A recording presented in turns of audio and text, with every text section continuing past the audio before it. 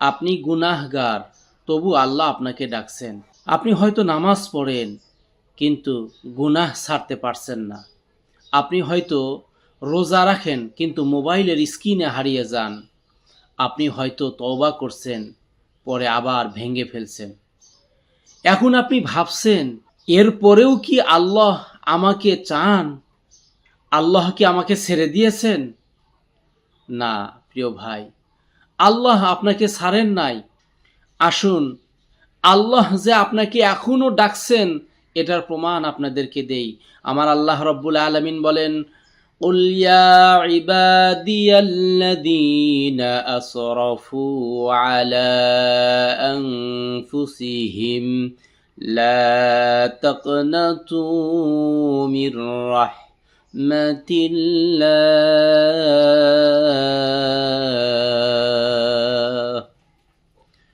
হে আমার বান্দারা, যারা নিজেদের উপরে জুলুম করেছো, সীমা লঙ্ঘন করেছো, লা তাকনাতু মির রাহমাতিল্লাহ, তোমরা আমার রহমত থেকে নিরাশ হইও না।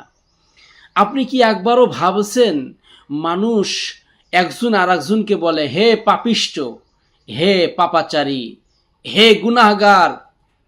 মানুষ একজন আর একজনকে তাচ্ছিল্য করে, তুই তো এই পাপ করেছিস, তুই অমুক গুনাহ করেছিস, তুই তো কাফের হয়ে গেছিস।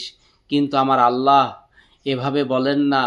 আমার আল্লাহ বলেন, ইয়া আবদি, হে আমার বান্দা, হে আমার বান্দি, ও আমার বান্দারা, তুমি যতই গুনাহ করো, যতই অন্যায় করো, যতই তোমার নিজের উপরে অবিচার করো, তথাপিও আল্লাহ তোমাকে কখনো ভোলেন না। আল্লাহ তোমাকে কখনো ছেড়ে দেন নাই। আমার আল্লাহ তোমাকে বারবার ডাকছেন, ইয়া আবদি, হে আমার বান্দা, হে আমার বান্দি, তোমার গুনাহ করলে কি হবে, তুমি তো আমারই বান্দা।